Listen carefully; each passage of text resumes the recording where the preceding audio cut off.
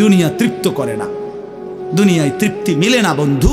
এটা তৃপ্তের জায়গা নয়, এটা তৃপ্ত হওয়ার জায়গা নয় বন্ধু।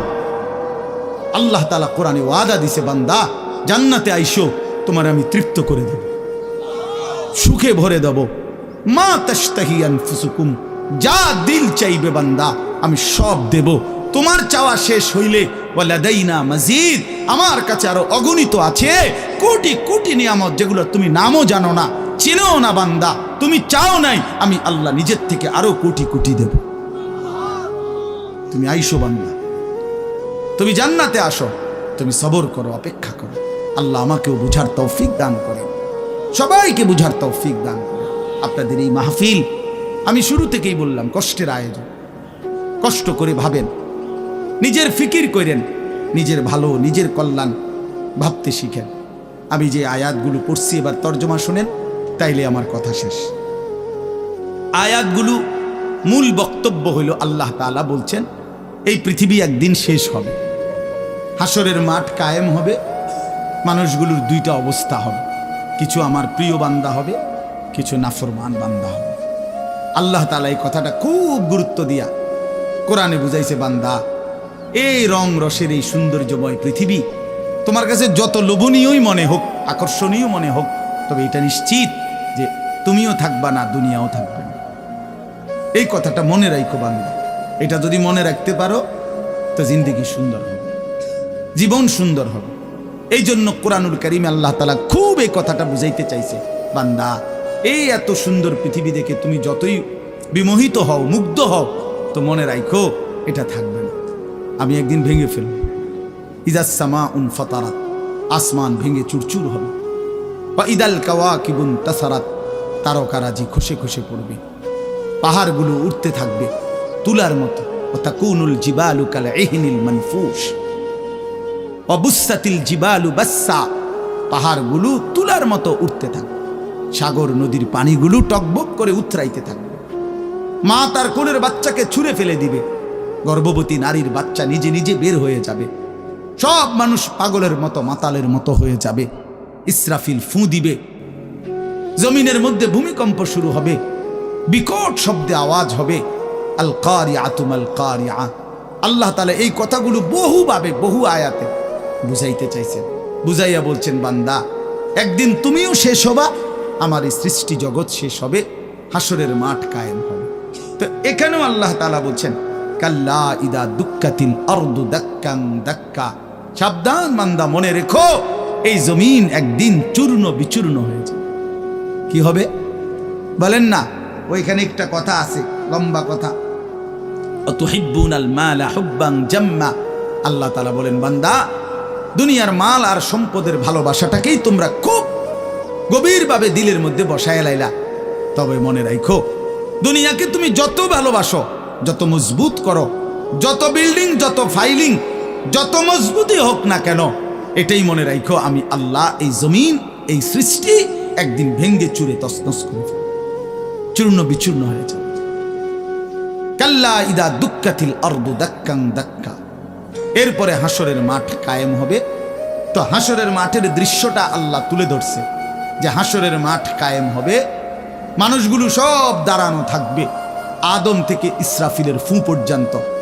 এই দাঁড়ানো অবস্থায় আল্লাহ তাআলা বলতেছেন, ওয়াজা রাব্বুক, আল্লাহ তাআলা মহান আল্লাহ পাক, তিনি তার শান অনুপাতে হাসরের ময়দানে উপস্থিত হবেন।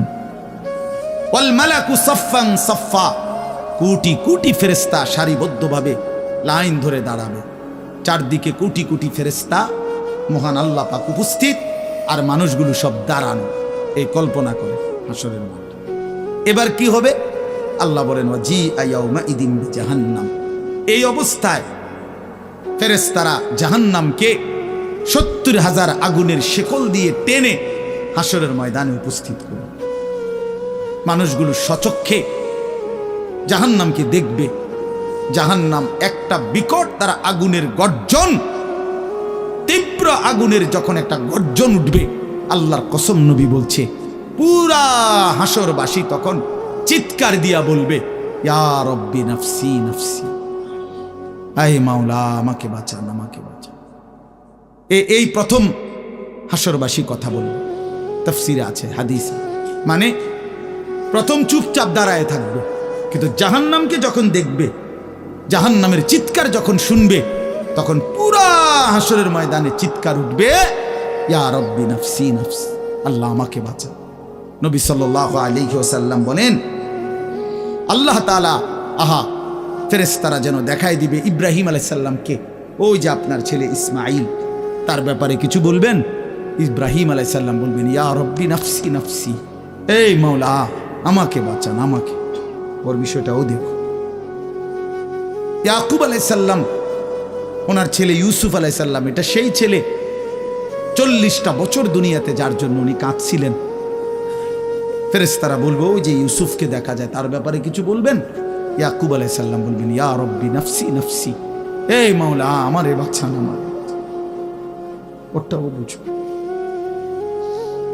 ওয়াজিআ ইয়াওমাইদিন বিজাহান্নাম, জাহান্নামকে হাসরের ময়দানে আনা হবে বন্ধু। বিষয়টারে তুমি আমি খামখেয়ালি মনে করো না বাপ। হাদিসের মধ্যে আছে, হযরত ইরবাজ ইবনে সারিয়া, রাসূলুল্লাহ সাল্লাল্লাহু আলাইহি ওয়াসাল্লামের একজন সাহাবী, ইরবাজ ওনার নাম। উনি বর্ণনা করছেন যে একদিন রাসূলুল্লাহ সাল্লাল্লাহু আলাইহি সাল্লাম আমাদের মাঝে ওয়াজ করলেন। ওয়াজানা রাসূলুল্লাহ সাল্লাল্লাহু আলাইহি ওয়াসাল্লাম। দুই একজন স্বেচ্ছাসেবক ভাই কাজ করে খেদমত করো, যে বলো যে বসতে। তো আল্লাহ রাসূল সাল্লাল্লাহু আলাইহি সাল্লাম তিনি বলেন যে আমাদেরকে ওয়াজ করলেন। এই ওয়াজ, এই শব্দটা কোরআনের শব্দ, রাসূলুল্লাহ সাল্লাল্লাহু আলাইহি সাল্লামের জন্য ব্যবহৃত শব্দ। ওয়াজ ওয়াজ এটাই সুন্দর। প্রোগ্রাম, এই আজকেও একজন আমারে একটু আগে, হুজুর এখন কোথায় প্রোগ্রাম? না, কোথাও না। হয়তো আপনি এখন কোথাও কোরআনে ওয়াজ যাবেন না? হ্যাঁ যাবো, ওয়াজে তো আছে আব্দুল্লাহপুর দেবিদ্দার। মানে আমার তো এখন এটা ওয়াজ মাহফিল, এটা প্রোগ্রাম। প্রোগ্রাম কিতাব, প্রোগ্রাম আর ওয়াজ সমার্থবোধক শব্দ নয়। ওয়াজের ইংরেজি না প্রোগ্রাম, ওয়াজ ওয়াজ এটাই। তার মানে প্রোগ্রাম তো যে কোনো অনুষ্ঠানকে বলে, খানা দানা, যে কোনো আড্ডা, এটাও তো একটা প্রোগ্রাম। কিন্তু রাসূলুল্লাহ সাল্লাল্লাহু আলাইহি সাল্লামের সাহাবীরা ব্যবহার করছেন যে নবীজি আমাদের মাঝে ওয়াজ করল। আপনার কাছে এটা পুরান পুরান মনে হইল, এটা হাদিসের শব্দ। ইয়াইজুকুম লাআল্লাকুম তাযাক্কারুন, এই যে কোরআন শরীফ আছে, আল্লাহ বলেন আমি ওয়াজ করতেছি তোমাদেরকে, যেন তোমরা আমি আল্লাহর ওয়াজ থেকে উপদেশ গ্রহণ করতে পারো। ইয়াইজুকুম, যে কোনো আলেমকে জিজ্ঞাসা করে, ইন্নাল্লাহা ইয়া'মুরু বিল আদলি ওয়াল ইহসান ওয়া ইতাই যিল কুরবা ওয়া ইয়ানহা আনিল ফাহশাই ওয়াল মুনকারি ওয়াল বাগি ইয়াইজুকুম লাআল্লাকুম তাযাক্কারুন। এজন্য ওয়াজ, এই শব্দটা কোরআনের শব্দ, এটা রাসূলুল্লাহ সাল্লাল্লাহু আলাইহি সাল্লামের শব্দ। তাহলে এর চাইতে দামি হয়ে গেল প্রোগ্রাম? কথা বলে না। যাই হোক, তো বলতেছিলাম আল্লাহ নবী সাল্লাল্লাহু আলাইহি ওয়াসাল্লাম তিনি বললেন, ওয়াজ করলেন, সাহাবী বলতেছেন। তো এতে আমাদের অবস্থা কি হলো, শ্রোতাদের হালাত কি হলো? নবী সাল্লাল্লাহু আলাইহি সাল্লামের সাহাবী বলেন, শ্রোতাদের অবস্থা হলো দুইটা, জারাফাত মিনহাল উয়ুন ওয়া ওয়াজিলাত মিনহাল কুলুব। নবীজির ওয়াজের পরে আমাদের হালাত হলো এই, তা আমাদের চোখ দিয়ে অঝরে পানি ঝরতে লাগলো, আমাদের দিল আল্লাহর ভয়ে কাঁপতে লাগলো। সরাসরি হাদিস। তাহলে ওয়াজের মাকসাদ বুঝলেন কিনা, যে কি হওয়া উচিত ছিল? চোখে পানি ঝরছে আর দিল আল্লাহর ভয়ে কাঁপতেছে।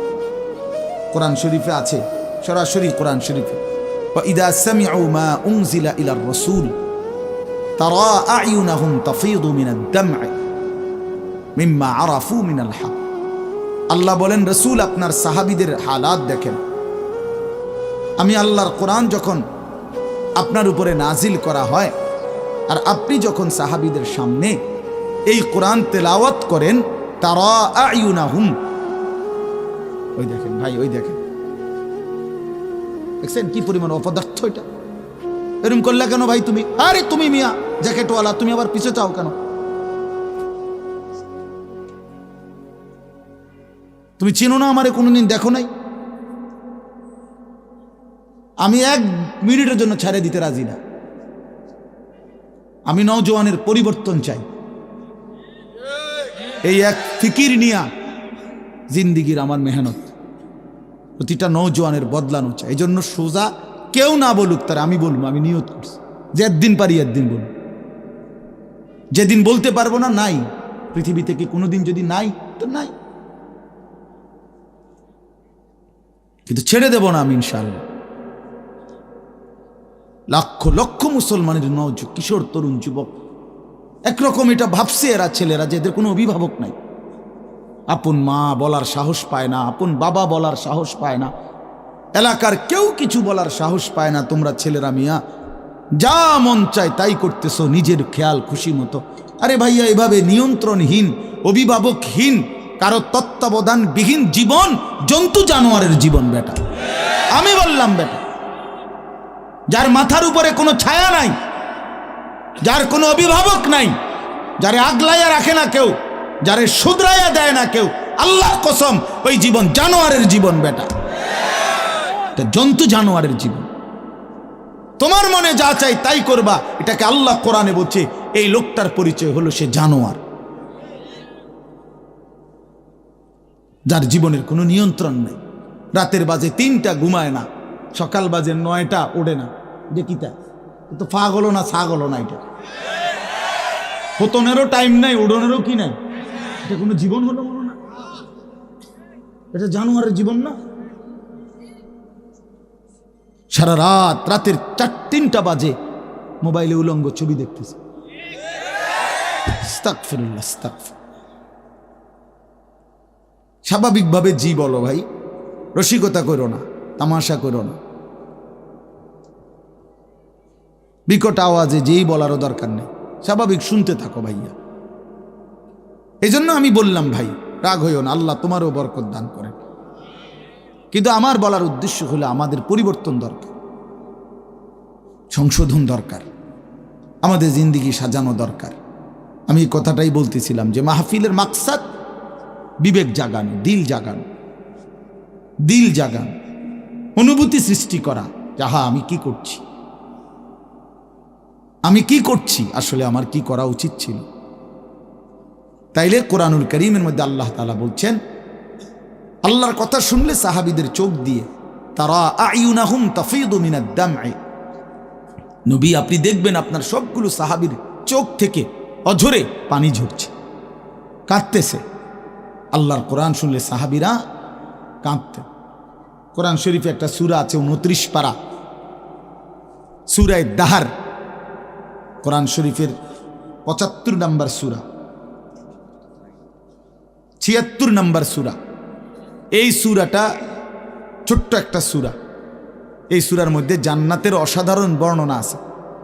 যেদিন এই সূরাটা নাজিল হয়েছে, নবীজি উপস্থিত সাহাবী যারা ছিল সামনে, তখন জিব্রাইল মাত্র নাজিল করছে, নবী সাল্লাল্লাহু আলাইহি সাল্লাম সাহাবীদের সামনে শুনাইছে এটা, এই সূরাটা। এই সূরার মধ্যে জান্নাতের খুব সুন্দর বর্ণনা আছে, সূরা দাহার।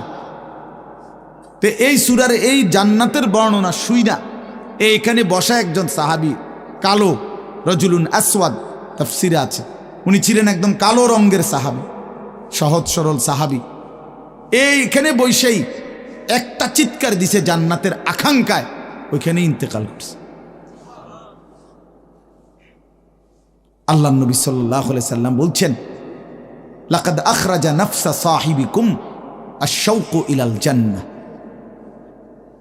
তোমাদের সাথী জান্নাতের শৌক আগ্রহে জীবন দিয়ে দিল। দেখো, जान दिए दिलो जान, निकल जाए दम तेरे कदमों के नीचे, यही दिल की हसरत यही दिल की आरज़ू है। আল্লাহর প্রিয় বান্দারা এটা বলে যে হে বড় মাওলা, আপনার কদমের নিচে জীবন দিয়ে দিলাম। এটাই ছিল দিলের তামান্না, এটাই ছিল দিলের আফসুস, আহাজার। সাহাবায়ে কেরাম যখন আল্লাহর জন্য শহীদ হইতেন, অসংখ্য সাহাবীদের জীবনীতে আছে, যুদ্ধের ময়দানে যখন শহীদ হইতেন রক্ত মাখা শরীর নিয়া, শেষ মুহূর্তে সাহাবীরা একটা কথাই শুধু বলতেন, ফুজতু ওয়া রাব্বিল কাবা, কাবার রবের কসম আমি কামিয়াব হয়ে গেলাম, আমি সফল। ফুজতু অর্থ হলো আমি সফল হয়ে গেলাম, সফল হয়ে গেলাম। তার মানে শহীদ ব্যর্থ হয় নাই, শহীদ কি হয়েছে? সফল হয়েছে। শহীদ জীবন পেয়েছে, নতুন করে জীবন পেয়েছে। এই জন্য আমার ভাই, আল্লাহর জন্য আল্লাহর কথা শুনলে দিলের হালাত এমনই হওয়ার কথা। হাদিসের মধ্যে আছে, হযরত আব্দুল্লাহ ইবনে মাসউদ রাদিয়াল্লাহু তাআলা আনহু তিনি বলছেন যে একদিন নবীজি আমাকে বলছেন কোরআন শরীফ তেলাওয়াত করে শুনাইতে, নবীজিকে শুনাইতে। হযরত আব্দুল্লাহ ইবনে মাসউদ রাদিয়াল্লাহু তাআলা আনহু বলেন, আমি সূরা নিসা, এই সূরার প্রথম 40টি আয়াত একটানা নবীজিকে মাথা নোয়ায়া আদবের সাথে নবীজিকে শুনাইতেছিলাম। 40টা আয়াত পর্যন্ত যখন তেলাওয়াত করলাম, হযরত আব্দুল্লাহ ইবনে মাসউদ বলেন, নবী সাল্লাল্লাহু আলাইহি সাল্লাম তখন বলেন, হাসবুকাল আন, এখন থামো। তো 40 আয়াত পরে যখন আমি থামলাম, হযরত আব্দুল্লাহ ইবনে মাসউদ বলেন, ফালতাফাত্তু ইলাইহি, আমি নবীজির দিকে চোখ তুলে তাকালাম, ফাইদা আইনাহু তাদরিফান, তিনি বলেন, আল্লাহর কসম আমি দেখতে পাইলাম আল্লাহ নবী সাল্লাল্লাহু আলাইহি সাল্লামের দুই চোখ দিয়ে অঝরে পানি ঝরছে। তিনি বহুতক্ষণ ধরে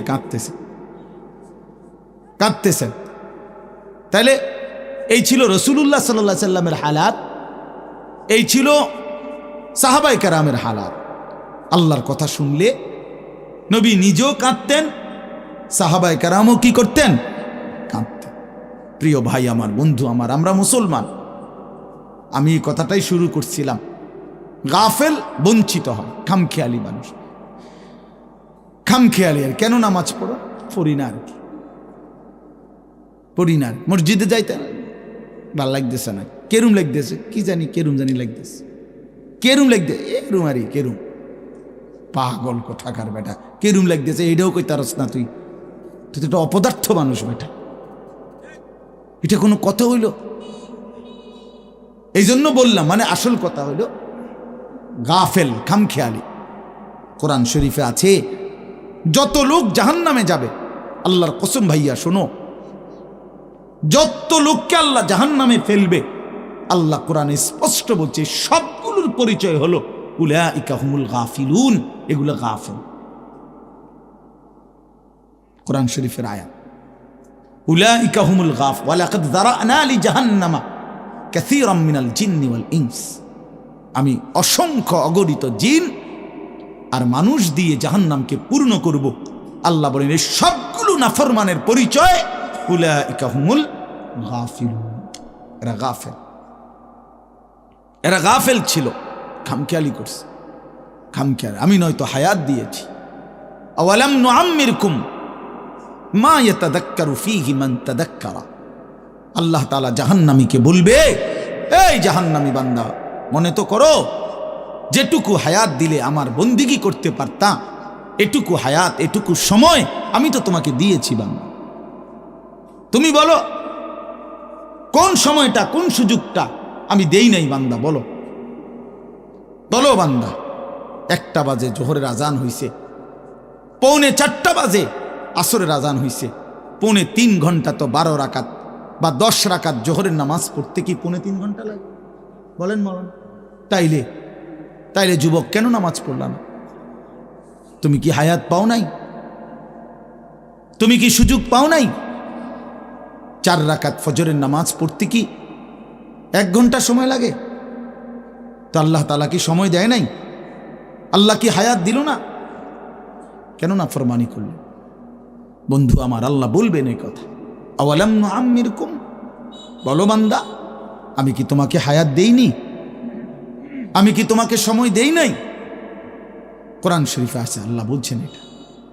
কোরআন শরীফে আছে, আল্লাহ বলছেন জাহান্নামী চিৎকার করবে আর বলবে, আল্লাহ একটু সময় দেন, একটু বিরতি দেন, 1টা মিনিট কদ্দুর আমারে জিরাইতে দেন, আমি পারতেছি না মালিক, আগুনে এই মালিক, আমার শরীরটা জইলা পুরা ছাই হয়ে গেছে, আমি আর পারছি না মাওলা, আমার একটু বিরতি দেন, 10টা মিনিট কদ্দুর বিরতি দেন, এই আগুন আমি সইতে পারছি না।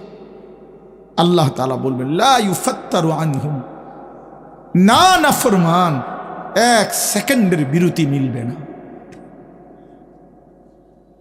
অহুম ফীহি মুবলিসুন, আল্লাহ বলে জাহান্নামী চিরদিন অনন্তকাল মলিন চেহারা, বিমর্ষ চেহারা নিয়েই পড়ে থাকবে, কোনদিন তার মুখে হাসি ফুটবে না। আর ওমা যালামনাহুম ওয়ালাকিন কানু হুমুজ জালিমিন, আল্লাহ তখন বলবে নাফরমান জাহান্নামী, আমি তো তোমার উপরে জুলুম করি নাই বান্দা, তুমি তো নিজেই নিজের উপরে জুলুম করেছিলে।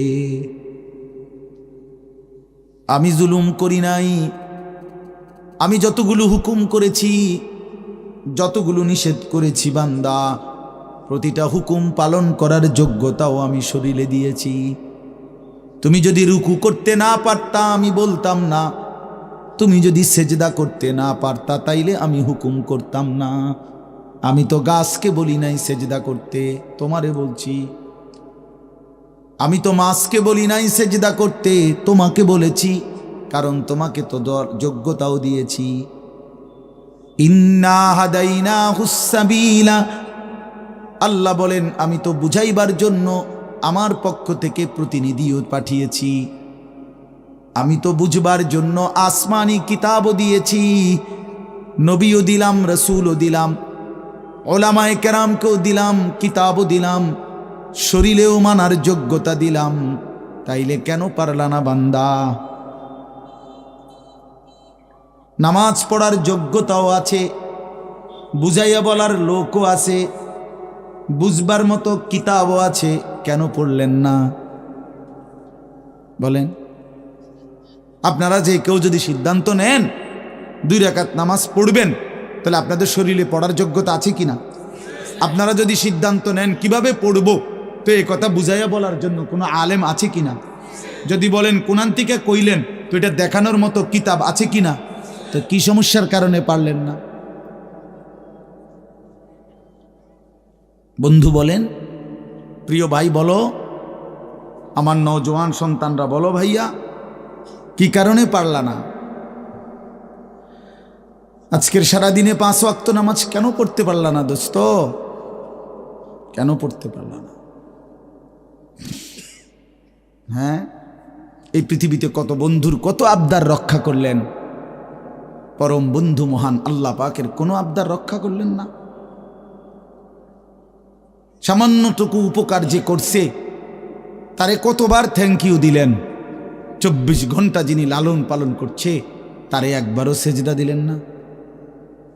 এই নাফরমান, তুই এত বড় গাদ্দার কেমনে হইলি বেটা? বেনামাজির চাইতে বড় গাদ্দার আর কে হইতে পারে? বেনামাজির চাইতে বেয়াদব, অসভ্য আর কি? বেনামাজি অসভ্য, অসভ্য বেনামাজি শয়তান, যার কপালে সেজদা নাই ওই শয়তান, শয়তান, শয়তান, ওইটা শয়তান। আমি বললাম, আল্লাহর কোরআন বলছে, ইবলিস তুই সেজদা দিলি না, আজকের থেকে তুই শয়তান। ইবলিস রে এর আগে শয়তান বলতো না, বলতো না, আজকের থেকে শয়তান, আজকের থেকে রাজিম, ফখরুজ ফা ইন্নাকা রাজিম। আল্লাহ বলছে বের হ বেঈমান, কেন সেজদা দিলি না? ফা ইন্নাকা রাজিম, আজকের থেকে ইবলিস তুই অভিশপ্ত। এজন্য বেনামাজি অভিশপ্ত, বেনামাজি শয়তান। ওয়া ইন্না আলাইকা লানাতা ইলা ইয়াউমিদ্দিন। আল্লাহ বলছে ইবলিস তুই আমারে সেজদা দিলি না, তো মনে রাখিস আজকের থেকে নিয়ে ইসরাফিলের ফু পর্যন্ত, কিয়ামত পর্যন্ত তোর উপরে আমি আল্লাহর লানত। এটাই তো তর্জমা নাকি? কিয়ামত পর্যন্ত তুই নাম বেঈমানের উপরে আমি আল্লাহর লানত। এই জন্য বেনামাজি মনে রাখো, এই যুবক তোমরা যারা নামাজ পড়ো না, তোর উপরে আল্লাহর লানত। আল্লাহর লানত, তোর খোদার গজব তোর উপরে, মনে রাখিস। বলে না আমি ভাত খাই, ভাত, হ্যাঁ ভাত জন্তু জানোয়ারও খায়। আমি তো ঘুম যাই, ঘুম কুত্তাও যায়, কুকুরও খায়, কুকুরও পেশাব পায়খানা করে, কুকুরেরও যৌন চাহিদা পূরণ হয়, এই জন্য কুকুরেরও বাচ্চা কাচ্চা হয়। এটা কোনো অবাক কিছু না। আপনি ভাত কতটি খান আর ঘুম যান আর পেশাব পায়খানা করেন আর লজ্জাস্থানের চাহিদা পূরণ করেন, এরই নাম যদি জীবন হতো, তাই জানোয়ারের সাথে তফাৎ কি? বলেন না কেন? জন্তু জানোয়ারের সাথে আমাদের জিন্দেগির তফাৎ কোথায় ভাইয়া? কি ব্যস্ততায় পড়ে গেলেন এই বাবারা, বন্ধুরা আমার, কি ব্যস্ততায় মালিককে সেজদা দিতে পারলেন না। মা সালাকাকুম ফি সাকার ক্বালু লাম নাকু মিনাল মুসাল্লিন। আল্লাহর ফেরেশতা জাহান্নামীকে বলবে, হে জাহান্নামী বেঈমান, কে তোকে জাহান্নামে কেন নিয়ে আসলো? কেন আসলি জাহান্নামে? বন্ধু আমার শোনো বন্ধু, আল্লাহর কোরআনে আল্লাহ বলেন জাহান্নামী বলবে ক্বালু লাম নাকু মিনাল মুসাল্লিন, ফেরেশতা ভাইয়া কারণ আমি নামাজি ছিলাম না, এজন্য জাহান্নামী হলাম। ওয়াইলুন ইয়াওমাইদিল লিল মুকাদ্দিবিন ওয়া ইযা ক্বিলা লাহুমুর কাউ লা ইয়ারকাউন। বলে সমস্ত মিথ্যাবাদী নাফরমান পাপী, সেদিন মনে রেখো হাসরের ময়দানে তোমাদের জন্য জাহান্নাম। যদি বলেন কেন, আল্লাহ বলেন ওয়া ইযা ক্বিলা লাহুমুর কাউ লা ইয়ারকাউন, বারবার তাকে বলা হয়েছে নামাজের জন্য, রুকু করতে, সেজদা করতে, নাফরমান আমি আল্লাহকে সেজদা করে নাই, নামাজ পড়ে নাই, রুকু করে নাই, এজন্যে এই সরাসরি কোরআনের আয়াতে আল্লাহ বলেন কাল্লা ইদা বালাগাতিত তারাকি ওয়া কিলা মান রাক ওয়া যান্না আন্নাহুল ফিরাক ওয়ালতাফাতিস সাকু বিস-সাক ইলা রাব্বিকা ইয়াওমাইদিনিল মাসাক ফালা সাদ্দাকা ওয়ালা সাল্লা। আল্লাহ বলেন, আল্লাহর নবীর জবানে নবীজি বুঝাইছেন এই তাফসিরে, নবীজি বলছেন উম্মত, কোন নাফরমান পাপীর জান কবজের সময় মালাকুল মউত আজরাইল তার রুহুটা তার কলিজা থেকে একটা টান দিয়ে ছিঁড়ে ফেলবে। ছিঁড়লেই রুহুটা এসে কণ্ঠনালীর কাছে আটকায় যাবে, এই গলার কণ্ঠনালীতে। কাল্লা ইদা বালাগাতিত তারাকি, কণ্ঠনালীতে যখন নাফরমানের রুহু আটকায় যাবে, তো আজরাইল ধৈরা টাইনা ছিঁড়া টুকরা টুকরা করে এরপরে এই রুহুটাকে ছিঁড়া ভিড়া বাইর করে। তো কোরআনে আল্লাহ বলছে কেন এমন এমন নির্মম মৃত্যু হলো কেন? তার কলজা ছিঁড়া ফেললো, আজরাইল তার রুহুটা ছিন্ন ভিন্ন করে দিল, এমন করলো কেন? আল্লাহ বলেন কারণ দুইটা, ফালা সাদ্দাকা ওয়ালা সাল্লা, এই নাফরমান আমি আল্লাহরে বিশ্বাস করে নাই এবং নামাজ আদায় করে নাই।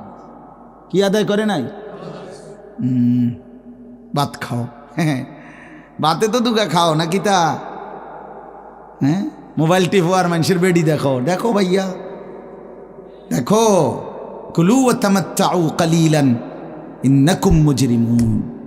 আল্লাহ বলে নাফরমান অল্প সময়ের দুনিয়া খাও, ভোগ করো, শুধু মনে রেখো তুমি নাফরমান। এখন ভাত খাও, পরে ফিডা হইব। কবরের প্রথম ঘন্টায় আমি বুঝাই দেব আমি মালিক কেমন। কাল্লা সাউফা তা'লামুন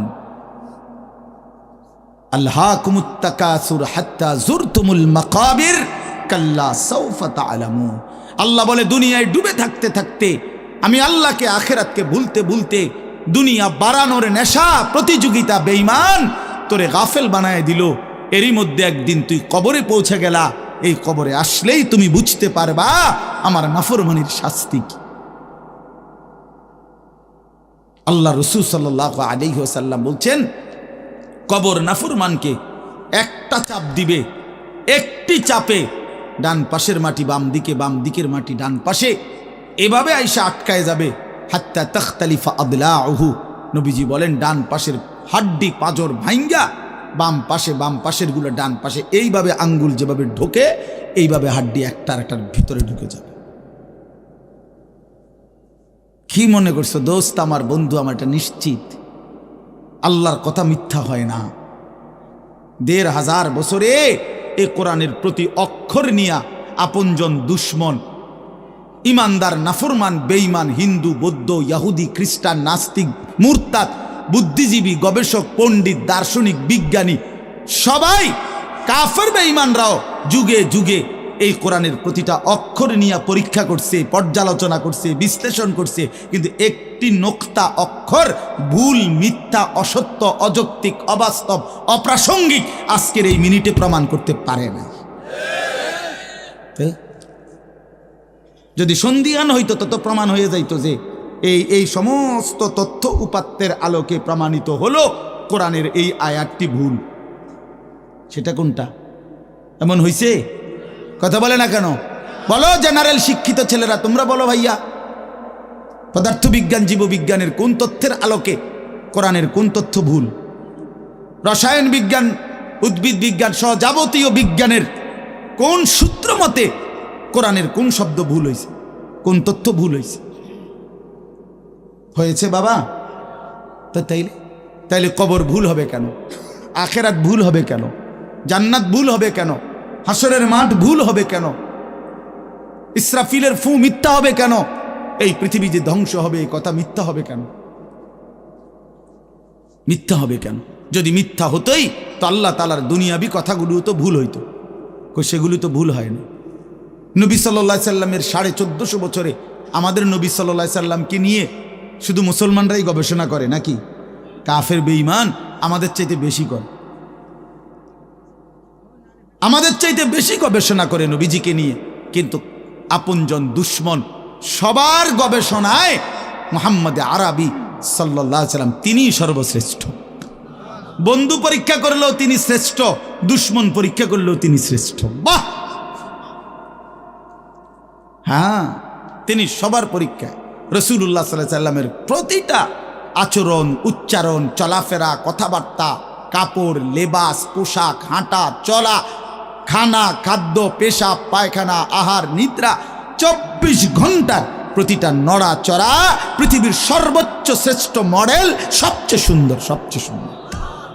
তিনি হাসলেও সুন্দর, তিনি কাঁদলেও সুন্দর, তিনি হাঁটলেও সুন্দর, তিনি বসলেও সুন্দর। এজন্য প্রিয় ভাই আমার, বন্ধু আমার, বেনামাজি হয়েও না বাপ। মাঝ বয়সী যারা, আপনাদেরকেও বলি, একটা চা দোকান নামাজ পড়তে দেয় না, একটা সিএনজি নামাজ পড়তে দেয় না, একটা অটো রিক্সা নামাজ পড়তে দেয় না, একটা বুটমুড়ির দোকান নামাজ পড়তে দেয় না, সামান্য কুদ্দুর ক্ষেতের ফসল নামাজ পড়তে দেয় না। 12,000, 14,000, 20,000 টাকার একটা চাকরি, এটা আপনাকে এক ওয়াক্ত নামাজ পড়তে দেয় না। হায় হায় বদনসিব! কয় টাকার বিনিময়ে আল্লাহকে ভুলে গেলেন? 20,000 টাকার বিনিময়ে। একটা দোকানে কয় হাজার টাকা বেতন হলো, এই 30,000, 40,000 টাকার বেচা কিনার বিনিময়ে আল্লাহকে ছেড়ে দিলেন। যুবক ভাই, তোমরা এই 12, 14, 20,000 টাকার একটা মোবাইলের কাছে আল্লাহকে ছেড়ে দিলা।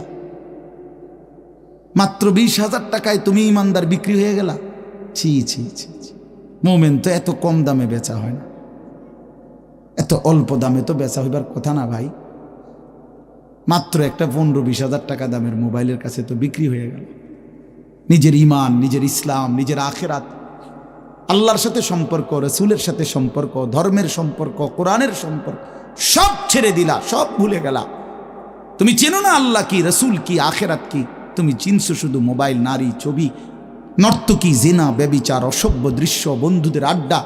না ভাইয়া, এত কম দামে ইমানদার বিক্রি হয় না, মুমিন এত অল্প দামে বিক্রি হয় না।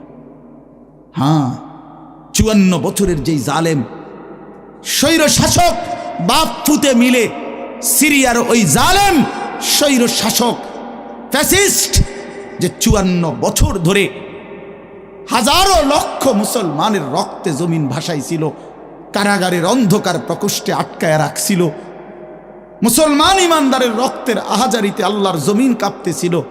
ওই সিরিয়াতে এই যে কয়দিন, মাত্র 2 দিন হলো, 8ই ডিসেম্বর 24 বছরের জুলুমের শাসন থেকে পলাইয়া সিরিয়ার প্রেসিডেন্ট বাশার আল আসাদ ভাগছে, পলাইছে। শুনছেন আপনারা? পলাইছে। নতুন উইকেট পড়ছে যে, শুনছেন?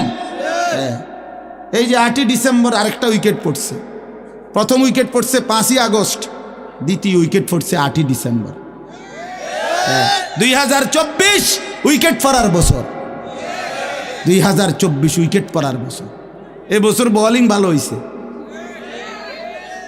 এবছর উইকেট পড়তেছে। 2 উইকেট পড়ে গেছে।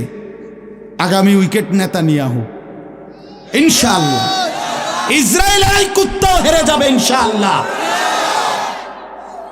ইসরায়েলের ওই বেঈমান নেতানিয়াহু অয় ভাগবে, অয় পালাবে ইনশাআল্লাহ, কোনো সন্দেহ নেই।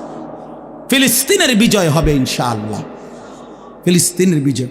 আর ওই যে 130 কোটির ধমক দেখায় যে বেটা, ওই মোদি, ওরাও হেরে যাবে ইনশাআল্লাহ, ওরাও হেরে যাবে। ওখান থেকে আলুর ধমক দে, আলু, পেঁয়াজ। বেটা মন্ডা কয় আটটা গিয়ে কন্যাই কথা কস বেটা, পেঁয়াজের ধমক দেশ বেটা।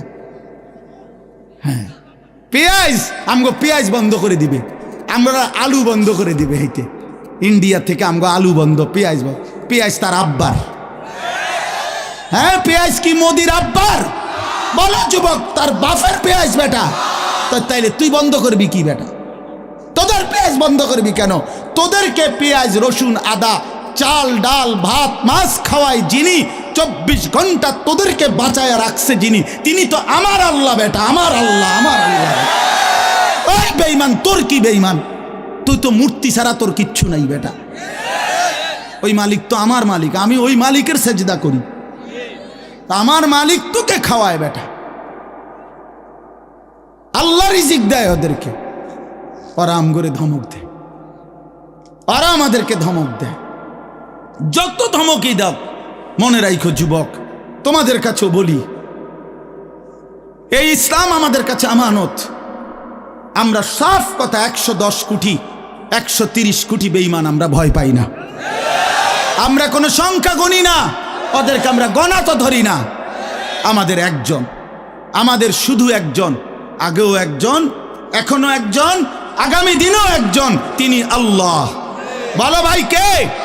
আর তিনি আকবার, তিনি সবচেয়ে বড়, সবচেয়ে বড়, তিনি বড়, একজনই বড় আমাদের, আল্লাহু আকবার। বলো ভাই, সবাই বলো, জোরসে বলো ভাই, আল্লাহু আকবার, আল্লাহু আকবার, আল্লাহু আকবার। বলো বলো, আওয়াজ করে বলো, বলো বলো। বেঈমান শুনুক, কাঁটা তারের বেড়ার থেকে শুনুক বেঈমান। বড় স্লোগান দাও, আল্লাহ বড়, আল্লাহু আকবার, আল্লাহু আকবার, আল্লাহু আকবার। আল্লাহই বড়, আল্লাহই বড়, আল্লাহই বড়। 110 কোটিকে আমরা হিসাব করি না। ইনশাআল্লাহ এই বাংলাদেশের ইমানদার মুসলমান আমরা কলিজার খুন দিয়ে হলো মাতৃভূমির প্রতি ইঞ্চি জমিন আমরা হেফাজত করবো ইনশাআল্লাহ, ইনশাআল্লাহ। সোজা কথা, কোনো সন্দেহ নাই এতে, কোনো সন্দেহ না। আমার মতো 2, 4, 10, 50 হাজারের রক্তে জমিন হয়তো ভাসবে, কিন্তু এদেশেও ইনশাআল্লাহ কালেমার পতাকা উঠবে ইনশাআল্লাহ। হ্যাঁ, এদেশে হিন্দু থাকবে, কোনো অসুবিধা নাই। আমরা কোনো সময় আমরা তাদের উপরে জুলুম করি নাই, কিন্তু জবাই যুবক মনে রাখো, এ কথার উপরে প্রতিবাদ করতেই হবে যে ইসকনের গুন্ডারা, সন্ত্রাসীরা এই দেশে থাকতে পারবে না। ইসকন সন্ত্রাসী, ইসকন গুন্ডা, গুন্ডা, হিন্দু গুন্ডা, হিন্দু সন্ত্রাসী। অতএব ইসকনের অন্তর্ভুক্ত কোনো হিন্দু সন্ত্রাসী গুন্ডা এদেশে থাকতে পারবে না। এদেশে সাধারণ হিন্দুরা থাকুক, কোনো আপত্তি নেই। আমরা কোনোদিন তাদের উপরে কোনো জুলুম করি নাই, কেউ করে নাই, কেউ করে নাই, কেউ করে নাই। 5ই আগস্টের পরে ওদের মন্দির আমাদের মুসলমানের সন্তানরা পাহারা দিছে, আর বিনিময়ে তার প্রতিদানে বেঈমান আমাদের মুসলমান শহীদ অ্যাডভোকেট সাইফুল ইসলাম আলিফকে জবাই করে দিয়েছে। এই ছিল বিনিময়, এই ছিল প্রতিদান। তোমরা যুবক ফিরে আসো ভাইয়া, আগামীর সম্ভাবনা ভাই আমার, এটা মনে রাখো ভাইয়া, আগামীর সম্ভাবনা নিশ্চিত ইসলামের। সারা বাংলাদেশ হিসাব ধরো না, সারা পৃথিবী মিলাইয়া ধরো। বাংলাদেশ সারা পৃথিবী সহ ভাবো, সারা পৃথিবীতে ইনশাআল্লাহ মজলুমের বিজয়, সারা পৃথিবীতে ইমানদারের বিজয় হচ্ছে এবং হবে ইনশাআল্লাহ, হবে। আগামীর সময়টা মাহাদি এবং দাজ্জালের লড়াই হবে ইনশাআল্লাহ। ঈমান এবং কুফরের জিহাদ হবে ইনশাআল্লাহ। সেই জিহাদে, সেই যুদ্ধে ইসলামের জন্য জান বাজি রাখতে নওজোয়ান রেডি থাকতে হবে ইনশাআল্লাহ। আল্লাহ তাআলা প্রতিটা যুবককে কবুল করে নেন। মোবাইলের ওই আড্ডা, নারীর আড্ডা, জুয়ার আড্ডা, বন্ধু সুখ আসবে না। আমি অনুরোধ করলাম, কতজন নারী দরকার তোমার? সারা দিন রাত নাচ গান ছবি, এই উলঙ্গ দৃশ্য বন্ধু সুখ দেয় না। মদের আড্ডা, জুয়ার আড্ডায় সুখ হয় না, সুখ হয় না ভাই আমার। কোনো হারামখোর সুখে নাই। একটা সুদখোর, ঘুষখোর, বাটপার এই ওজনে কম দেয়, ধোকাবাজি করে, প্রতারণা করে, হারাম রোজগার করে, একটা হারামখোর সুখে নাই। আমি চ্যালেঞ্জ করলাম, একটা সুদখোর, কিস্তিখোর, হারামখোর সুখে নাই। একটা নেশাখোর জুয়ারি সুখে নাই, সুখে নাই। বেপর্দা নারী একটাও সুখে নাই, একটাও না, একটাও না। রূপ যৌবনের ফেরিওয়ালা, রাস্তায় ফেরি করে যারা, নিজের যৌবনের, নিজের রূপের এই অসৎ নারী কোনোদিনও সুখ পায় না। সুখ, সুখ, সুখ, শান্তি, তৃপ্তি, দিলের স্বস্তি, অন্তরের প্রশান্তি আল্লাহর কসম আল্লাহকে মানার মধ্যে, সেজদার মধ্যে। হাদিসে আছে, আল্লাহ তাআলা বলছে, বান্দা তুমি যদি আমার বন্দেগীর জন্য সময় দাও, আমি ওয়াদা দিলাম, মালাতু সাদরাকা গিনান, আমি তোমার অন্তর ধনী বানিয়ে দেব, দিল খুশ করে দেব। হ্যাঁ হ্যাঁ, প্রয়োজনে থাইকো কুড়ে ঘরে, চাটাইয়ের মধ্যে থাইকো, তারপরও আমি আল্লাহ দিল খুশ করে দেব। এই জন্য গুনার মধ্যে তৃপ্তি নাই, আল্লাহর নাফরমানির মধ্যে তৃপ্তি নাই। সবাই ছেলেরা, ভাইয়া, অনেক ছেলে মাশাআল্লাহ, অনেক নওজোয়ান। প্রিয় ভাই, তুমি ফিরে আসো, তুমি নামাজ পড়ো, তুমি নামাজ পড়ো, তুমি আল্লাহকে রাজি করো। মোবাইলের আড্ডা, জুয়ার আড্ডা, নারীর আড্ডা ছেড়ে দাও। যে চাহিদা আল্লাহ দিছেন, আমি প্রতিদিন বলি ভাই, এই বলতে বলতে ক্লান্ত হয়ে গেছে। যে চাহিদা আল্লাহ দিছেন, সে চাহিদা পূরণের ব্যবস্থাও আল্লাহ রাখছেন। তৃষ্ণা যিনি দিছেন, পানি তিনিই দিছেন। যিনি ক্ষুধা, খাবারের চাহিদা দিয়েছেন, তিনি হালাল খাবারের ব্যবস্থাও রাখছেন। ঠিক লজ্জাস্থানের যে চাহিদা, এটা আল্লাহ তাআলাই দিয়েছেন, সেটা পূরণের জন্য হালাল স্ত্রী আল্লাহই ব্যবস্থা রাখছেন। তুমি ওয়েট করো, অপেক্ষা করো, কুত্তার মতো হইও না। সারাদিন বেডি, নারী, ছবি, না, এটা তো জানোয়ারের স্বভাব। মাথালুহু কামাথালিল কালব ইন তাহমিল আলাইহি ইয়ালহাস আও তাতরুকহু ইয়ালহাস। আল্লাহ বলছেন নাফরমান কুত্তার মতো। সরাসরি কোরআন শরীফের আয়াত। রাগ করার সিস্টেম, রাগ করে যাবেন কার লগে রাগ করবেন? হ্যাঁ, হুজুর এত বড় কথা না, হুজুর এত বড় কথা কইছে না, আল্লাহ বলছে। সহ্য হয়নি আপনার?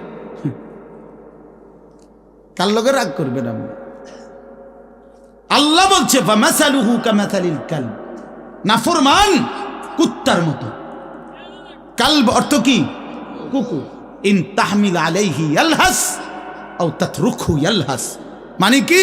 আল্লাহ বলছে তার উপরে যদি বোঝা চাপায় দেয়, তাইলেও সে জিহ্বা বাইর করে দেয়, আর যদি বোঝা সরায় দেয়, তারপরও জিহ্বা বাইর করে দেয়। লুভিয়ে থাকে, জিহ্বা বাইর করে থাকে। তার মানে তার তামাম দুনিয়া দিলেও সে আরো দুনিয়া চায়, আবার না দিলেও এই আফসুসে করে। তো তৃপ্তি হলো কই? তৃপ্তি হলো কই? দুনিয়া তৃপ্ত করে না, দুনিয়ায় তৃপ্তি মিলে না বন্ধু। এটা তৃপ্তের জায়গা নয়, এটা তৃপ্ত হওয়ার জায়গা নয় বন্ধু। আল্লাহ তাআলা কোরআনে ওয়াদা দিছে, বান্দা জান্নাতে আইসো, তোমার আমি তৃপ্ত করে দেব, সুখে ভরে দেব। মা তাশতাহি আনফুসুকুম, যা দিল চাইবে বান্দা আমি সব দেব। তোমার চাওয়া শেষ হইলে ওয়ালাদাইনা মাজিদ, আমার কাছে আরো অগণিত আছে কোটি কোটি নিয়ামত, যেগুলো তুমি নামও জানো না, চিনো না বান্দা। তুমি চাও নাই, আমি আল্লাহ নিজের থেকে আরো কোটি কোটি দেব। তুমি আইসো বান্দা, তুমি জান্নাতে আসো, তুমি সবর করো, অপেক্ষা করো। আল্লাহ আমাকেও বুঝার তৌফিক দান করেন, সবাইকে বুঝার তৌফিক দান করেন। আপনাদের এই মাহফিল আমি শুরু থেকেই বললাম কষ্টের আয়োজন, কষ্ট করে ভাবেন, নিজের ফিকির করেন, নিজের ভালো নিজের কল্যাণ ভাবতে শিখেন। আমি যে আয়াতগুলো পড়ছি এবার তর্জমা শুনেন, তাইলে আমার কথা শেষ। আয়াতগুলো মূল বক্তব্য হইল আল্লাহ তাআলা বলছেন এই পৃথিবী একদিন শেষ হবে, হাসরের মাঠ কায়েম হবে, মানুষগুলোর দুইটা অবস্থা হবে, কিছু আমার প্রিয় বান্দা হবে, কিছু নাফরমান বান্দা হবে। আল্লাহ তাআলা এই কথাটা খুব গুরুত্ব দিয়া কোরআনে বুঝাইছে, বান্দা এই রং রসের এই সৌন্দর্যময় পৃথিবী তোমার কাছে যত লোভনীয়ই মনে হোক, আকর্ষণীয় মনে হোক, তবে এটা নিশ্চিত যে তুমিও থাকবা না, দুনিয়াও থাকবে না। এই কথাটা মনে রাখো বান্দা, এটা যদি মনে রাখতে পারো তো জিন্দেগি সুন্দর হবে, জীবন সুন্দর হবে। এই জন্য কোরআনুল কারীমে আল্লাহ তাআলা খুব এই কথাটা বুঝাইতে চাইছে, বান্দা এই এত সুন্দর পৃথিবী দেখে তুমি যতই বিমোহিত হও, মুগ্ধ হও, তো মনে রাখো এটা থাকবে না, আমি একদিন ভেঙে ফেলব। ইজাস সামাউন ফাতারাত, আসমান ভেঙে চুরচুর হবে। ওয়া ইদাল কাওয়াকিবুন তাসারাত, তারকারাজি খসে খসে পড়বে, পাহাড়গুলো উঠতে থাকবে তুলার মতো। ওয়া তাকুনুল জিবালু কাল ইহনিল মানফুশ ওয়া বুসাতিল জিবালু বাসসা, পাহাড়গুলো তুলার মতো উঠতে থাকবে, সাগর নদীর পানিগুলো টকবক করে উতরাইতে থাকবে। মা তার কোলের বাচ্চাকে ছুঁড়ে ফেলে দিবে, গর্ভবতী নারীর বাচ্চা নিজে নিজে বের হয়ে যাবে, সব মানুষ পাগলের মতো মাতালের মতো হয়ে যাবে। ইসরাফিল ফুঁ দিবে, জমিনের মধ্যে ভূমিকম্প শুরু হবে, বিকট শব্দে আওয়াজ হবে। আল কারিআতু মাল কারিআ, আল্লাহ তাআলা এই কথাগুলো বহুভাবে বহু আয়াতে বুঝাইতে চাইছেন, বুঝাইয়া বলছেন, বান্দা একদিন তুমিও শেষ হবা, আমার এই সৃষ্টি জগৎ শেষ হবে, হাসরের মাঠ কায়েম হবে। তো এখানেও আল্লাহ তাআলা বলছেন, কাল্লা ইদা দুক্কাতিল আরদু দাক্কাং দাক্কা, সাবধান বান্দা, মনে রেখো এই জমিন একদিন চূর্ণ বিচূর্ণ হয়ে যাবে। কি হবে বলেন না? ওইখানে একটা কথা আছে, লম্বা কথা, অতুহিব্বুনাল মালা হুব্বান জাম্মা। আল্লাহ তাআলা বলেন, বান্দা দুনিয়ার মাল আর সম্পদের ভালোবাসাটাকেই তোমরা খুব গভীরভাবে দিলের মধ্যে বসায় লাইলা।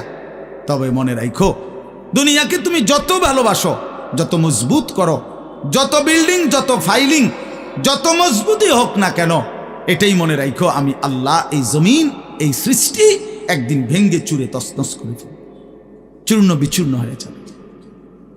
কাল্লা ইদা দুক্কাতিল আরদু দাক্কাং দাক্কা, এরপরে হাসরের মাঠ কায়েম হবে। তো হাসরের মাঠের দৃশ্যটা আল্লাহ তুলে ধরছে যে হাসরের মাঠ কায়েম হবে, মানুষগুলো সব দাঁড়ানো থাকবে, আদম থেকে ইসরাফিলের ফু পর্যন্ত।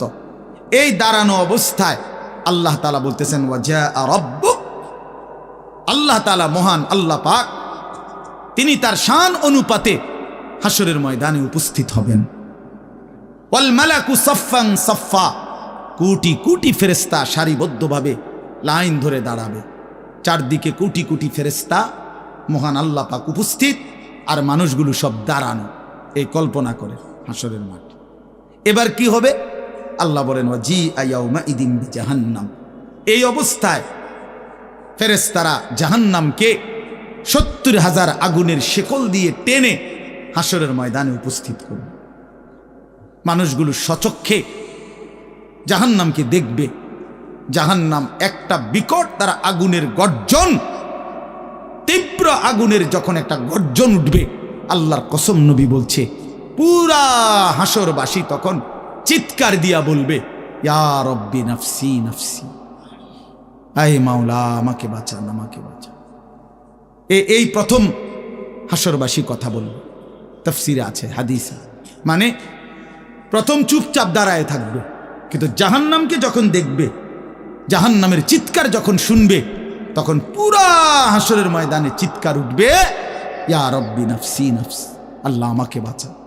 নবী সাল্লাল্লাহু আলাইহি ওয়াসাল্লাম বলেন, আল্লাহ তাআলা ফেরেশতারা যেন দেখাই দিবে ইব্রাহিম আলাইহিস সালামকে, ওই যে আপনার ছেলে ইসমাইল, তার ব্যাপারে কিছু বলবেন। ইব্রাহিম আলাইহিস সালাম বলবেন, ইয়া রব্বি নাফসি নাফসি, এই মাওলা আমাকে বাঁচান, আমাকে। ওর বিষয়টাও দেখো। ইয়াকুব আলাইহিস সালাম, ওনার ছেলে ইউসুফ আলাইহিস সালাম, এটা সেই ছেলে 40টা বছর দুনিয়াতে যার জন্য উনি কাঁদছিলেন। ফেরেশতারা বলবো ওই যে ইউসুফকে দেখা যায় তার ব্যাপারে কিছু বলবেন? ইয়াকুব আলাইহিস সালাম বলবেন, ইয়া রব্বি নাফসি নাফসি, এই মাওলা আমার এ বাচ্চা না, আমার ওটাও বুঝো। অজি আয়াউমা ইদিন বি জাহান্নাম, জাহান্নামকে হাসরের ময়দানে আনা হবে বন্ধু। বিষয়টারে তুমি আমি খামখেয়ালি মনে করো না বাপ, এতগুলো কোরআনের আয়াত মিথ্যা হইতে পারে না। ১৬ লক্ষ নবী রাসূল, আদম থেকে নবী সাল্লাল্লাহু আলাইহি সাল্লাম সমস্ত আম্বিয়া কেরাম চিল্লায়া উম্মতের দুয়ারে দুয়ারে গিয়ে আখিরাতের কথা বলছে, কবরের হাসরের। এগুলো ভুল হবে কেন, মিথ্যা হবে কেন ভাইয়া? প্রতিদিন যে মানুষগুলো কবরে যায়, তুমি কি দেখো না ভাই, এই মানুষের মৃত্যু, লাশ, কবর তোমারে কিছুই মনে করায় না? জলজ্জান্ত যে মানুষটা তোমার আমার চোখের সামনে হাঁটতো, চলতো, ফিরতো, খাইতো, ঘুমাইতো, দোকান করতো, বাজার করতো, কত কথা বলতো, আজ এত মানুষ জানাজায় উপস্থিত, কতজন কত কথা বলতেছে, কিন্তু খাটিয়ার ওই লাশ, সে তো আর কথা বলে না,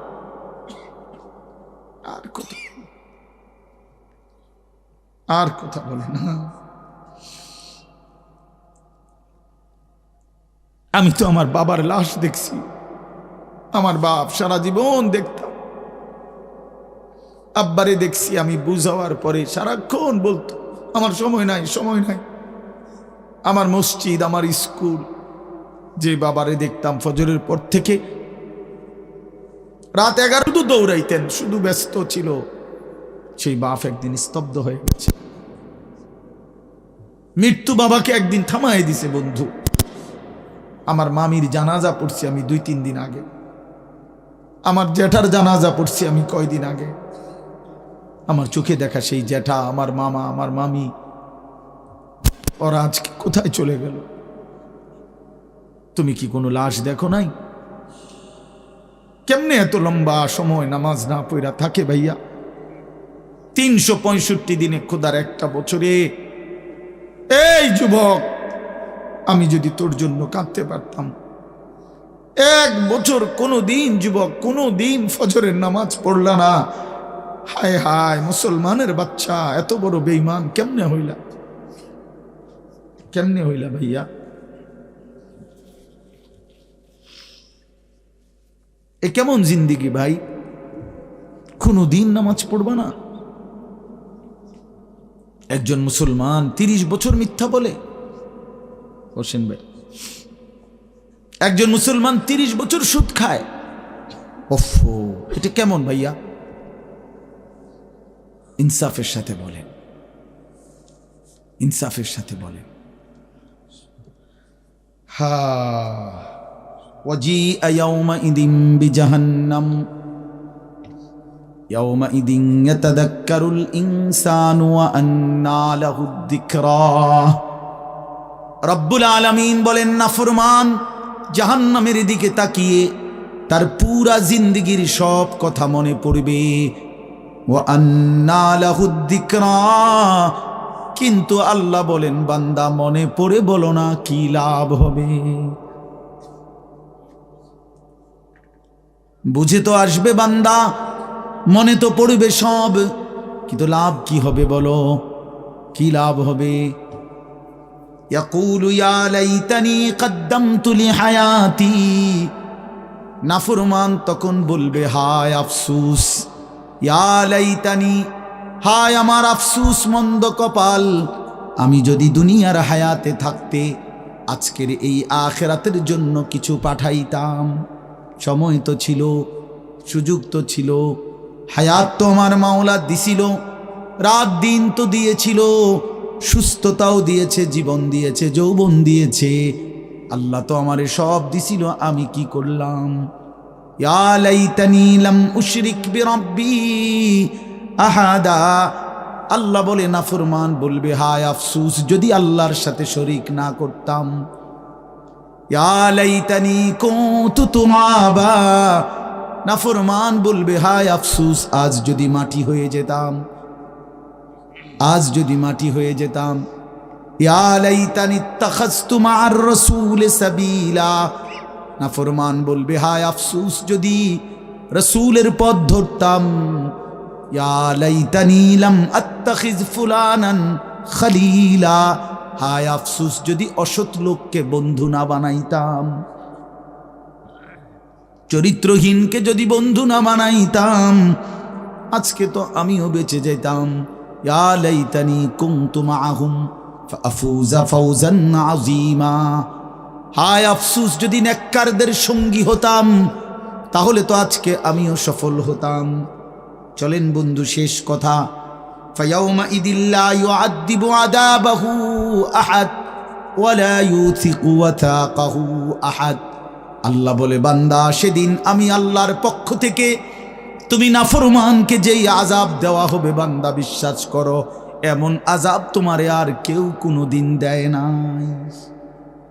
এমন ফিডা তুমি আর খাও নাই, এমন বেইজ্জতি আর কোনোদিন হও নাই বান্দা। এমন শাস্তি আমি আল্লাহর পক্ষ থেকে দেওয়া হবে। ওয়ালা ইউসিকু ওয়াথাকাহু আহাদ। আল্লাহ বলে, নাফরমান আমার ফেরেশতা তোরে যেই বাঁধাটা বাঁধবে, এমন শক্ত বাঁধা বান্দা তোরে আর কেউ কোনোদিন বাঁধে নাই। আল্লাহ আমাকেই মাফ করে দেন। ইয়া আইয়াতুহান নাফসুল মুতমাইন্নাহ। বিপরীত দিকে এবার আল্লাহ তাআলা ইমানদার নেককার বান্দাকে ডাক দিবে। মানে ওই যে এনেটা ফিডাফিডি চলতে আছে, নাফরমানরে টাঙ্গাইয়া ফিরতে আছে, বানতে আছে, একটা মায়ের চলতে আছে, এই কারণে আবার আমার নেককার বান্দা নিয়ে আবার ঘাবড়ায়া যায়। আমার আব্বারে দেখতাম, এত রাগী মানুষ ছিল।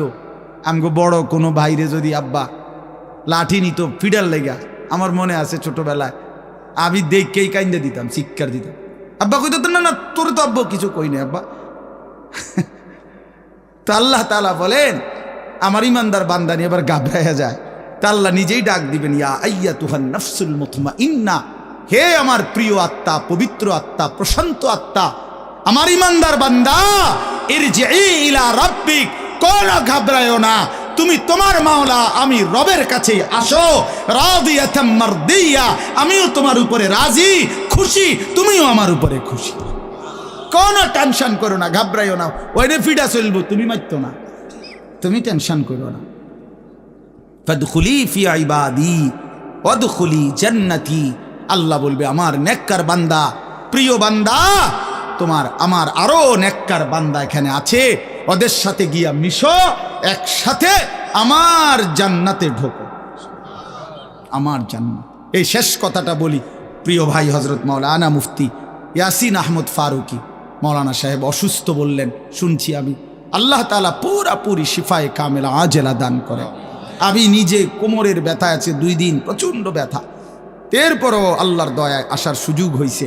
তো বলতেছিলাম ভাইয়া, এই শেষ কথাটা হইল, এখানে একটা কথা আছে, ওয়াদখুলি জান্নাতি। এই জান্নাতি, আল্লাহ বলবে বান্দা আমার জান্নাতে ঢোকো। তো তাফসীরের মধ্যে লিখছে, ইমানদার বান্দা, নেককার বান্দা, তার সারা জিন্দিগির কষ্ট মেহনতের বিনিময়ে, আমলের বিনিময়ে হাসরের ময়দানে আল্লাহ যখন বলবে আমার জান্নাতে ঢোকো, আল্লাহর কসম ইমানদার বান্দা খুশিতে আনন্দে আত্মহারা হয়ে যাবে যে মালিক আমারে মালিকের জান্নাতে ঢুকতে দিছে। কালকে আমি এক জায়গায় মাহফিলে যাইতেছিলাম, তা আমার একজন ঘনিষ্ঠ বন্ধু, কোম্পানিগঞ্জ বাজারের ব্যবসায়ী নুরুল আলম ভাই, ওরে আমি ফোন দিলাম, দোস্ত আপনি কই? কয় আমি তো যাওয়ার জন্য রেডি হয়েছি। আমি বলছি, না না, আপনি আমার গাড়িতে যাবেন, আপনি আমার গাড়িতে যাবেন। তো এই কথা বলাতে সে খুশিতে আনন্দে, আর বলেন কি হুজুর আমার আপনার গাড়িতে নেবেন? আমি, হ্যাঁ আমার গাড়িতে আপনি যাই। এ কথা বলাতেই খুশি হয়ে গেছে সে। তো রব্বুল আলামিন যখন বলবে বান্দা তুমি জান্নাতি, আমার জান্নাতে ঢোকো, বান্দা বলবে মালিক আমি সব পাইয়া লাইছি, আমি সব পাইয়া লাইছি। এই জন্য ইনশাআল্লাহ কেউ না উঠি, ছেলেরা ভাইয়া তোমরা উঠো না বাপ, দয়া করে সবাই মেহেরবানি করে আমাদের প্রিয় ভাই হযরত মাওলানা মুফতি ইয়াসিন আহমদ ফারুকি দামাত বারাকাতুহুমুল আলিয়া, তার জবান থেকে নসিহত শুনে দোয়া করে এরপরে আমরা যাওয়ার চেষ্টা করো। আল্লাহ তাআলা সবাইকে ভালো করেন। প্রত্যেকেই নামাজের ফিকির করি, 5 ওয়াক্ত নামাজ পড়লে ইনশাআল্লাহ জিন্দিগি সুন্দর হবে। মোবাইলের আসক্ত যুবক ছেড়ে দাও, নারীর আসক্তি ছেড়ে দাও। যেটুকু প্রয়োজন মোবাইল, ওটুকু প্রয়োজনীয় হালাল কাজে ব্যবহার করো, কোনো মানা নাই বন্ধু। কিন্তু হারামের কাজে, গুনাহের কাজে জিন্দিগিটা নষ্ট করো না বন্ধু। দুনিয়াও আফসোস হবে, আখেরাতেও আফসোস হবে। আল্লাহ তাআলা আমাদের প্রতিটা সন্তানকে কবুল করেন। প্রিয় ভাই, তোমরা বসো ভাইয়া, যে কতক্ষণই শুনো বসো না ভাই। এই নওজোয়ান ভাই বসো, চাই আর এসে এমনি ব্যাটকায় মানে কারে কয় বুঝেও না।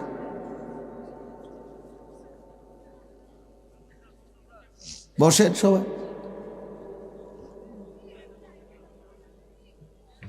আল্লাহর কথা বসে শুনতে হয়, আল্লাহর কথা জুতা খুলে শুনতে হয়, আল্লাহর কথা আদবের সাথে শুনতে হয়, আল্লাহর কথা সর্বোচ্চ মনোযোগ দিয়ে শুনতে হয়, তাইলে জিন্দেগি বদলায়। কোনো গাফেল আল্লাহর কোরআন থেকে লাভবান হইতে পারে না। গাফেল বঞ্চিত হয়, মানে যে খামখেয়ালি।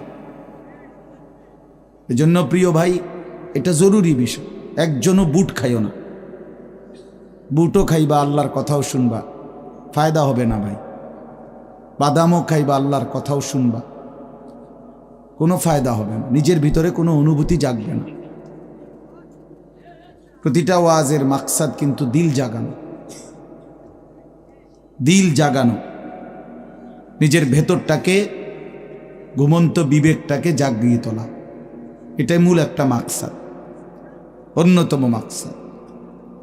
প্রতিটা আয়োজনের পিছনে অনেক কষ্ট আছে। এই মাহফিল, এই প্যান্ডেল, এই স্টেজ, পোস্টার, হ্যান্ডবিল, ওলামায়ে কেরামকে দাওয়াত দেওয়া, যথোপযুক্তভাবে এদেরকে নিয়ে আসা, ঠিকমতো গুছগাছ করা, অনেক কাজ। আগামী শনিবার 14 তারিখ আমার মাদ্রাসায়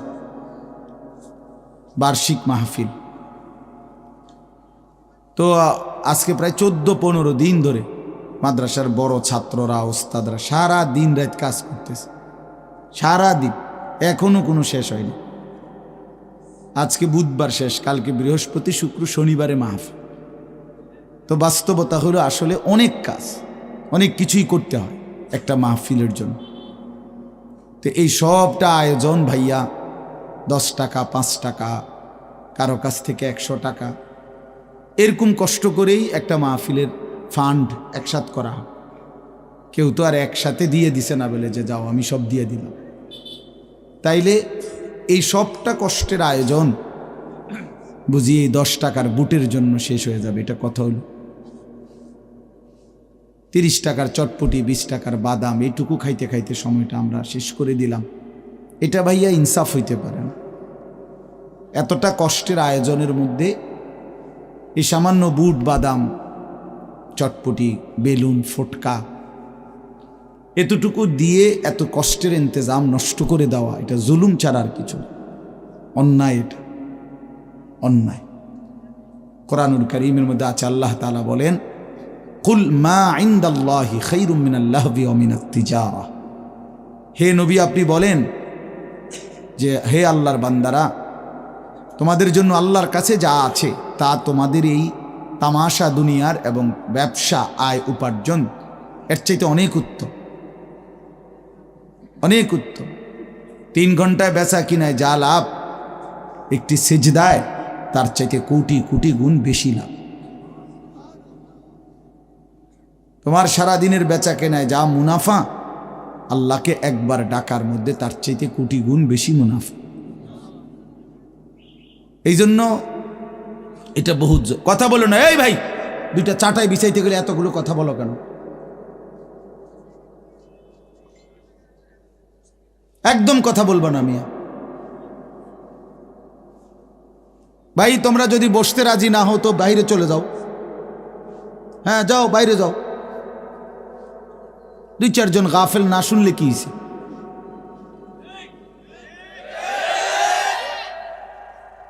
ভিতরে বসতে হবে, সাফ কথা।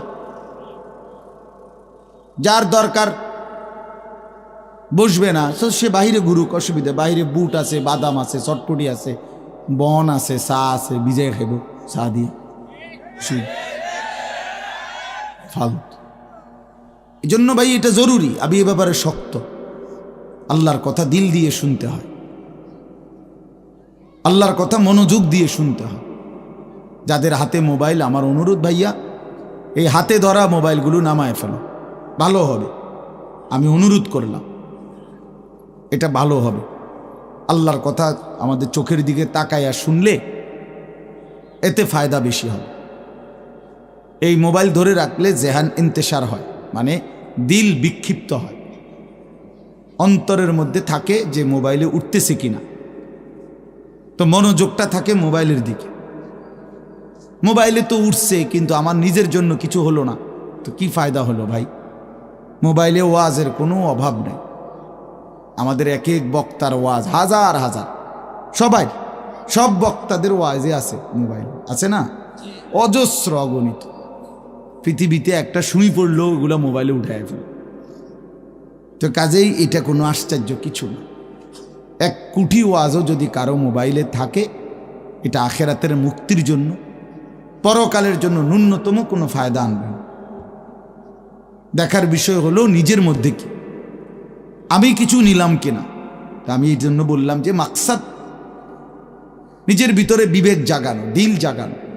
এটাই যদি না হয় তো মানুষ জমছে ঠিক আছে, বক্তাও আসছে, মাহফিলও হইছে, কিন্তু সবাই সবার মতো যার যার মতোই আসছে আর গেছে, তাইলে কোনো লাভ হলো না।